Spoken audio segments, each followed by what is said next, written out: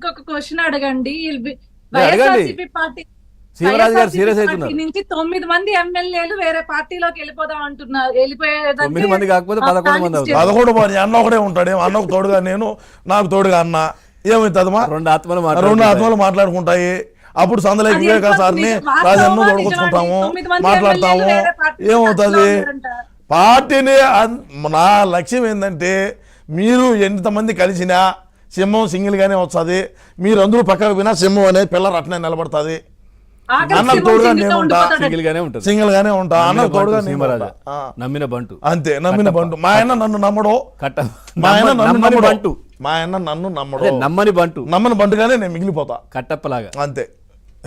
అనుష గారు కాదు, సీమరాజు గారు, ఎందుకంత ప్రేమ మీకు మీ అన్నంటే ఒకసారి నాకు ఒక్క 2 నిమిషాలు చెప్పాలని దాని గురించి.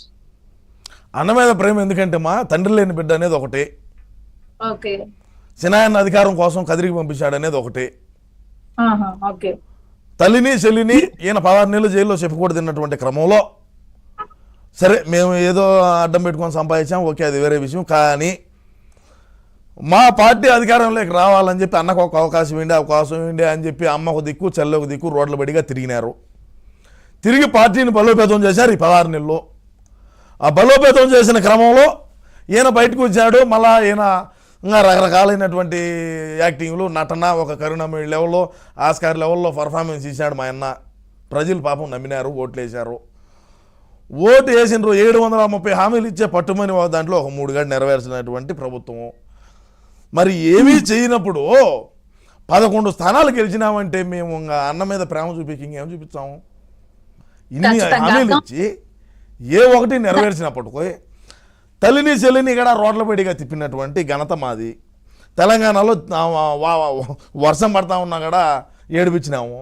ఇప్పుడు మన ఆంధ్రాలోకి వచ్చి కాంగ్రెస్ పిసిసి అధ్యక్షురాలు కనుక ఆ ముందుకు పోతుంది. మరి అన్న కోసం అంత కష్టపడినామని పక్కన పెట్టినాడంటే ఇంకా రాష్ట్రంలో ఉండే ప్రజలందరూ అన్నను పక్కన పెడతారు కదా అని నేను అన్నకు తోడుగా పోయి పనిచేయడం జరుగుతుంది. నాకు ఎవరు చెప్పింది లేదు. క్లారిటీ వచ్చిందా అనుష గారు? ఇంకొక ప్రశ్న ఒక్కసారి మాట్లాడండి, అడగండి.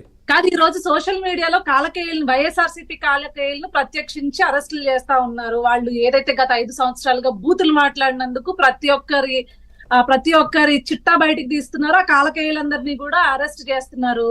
ఈ రోజు మీకు భయం లేదా అండి శివరాజ గారు? మాట్లాడితే కదమ్మా నేను భయపడాలా? నేను ఎవరినైనా తప్పుగా మాట్లాడి అసభ్యకరంగా నేను ఇట్లాంటి బఫున్ గాళ్ళకి ఎన్నిసార్లు చెప్పినా వద్దురానైనా ఇట్లాంటి పెట్టకూడదు. మనకు ఆడబిడ్డలు ఉన్నారు, మనకు అక్క చెల్లెళ్ళు ఉన్నారు.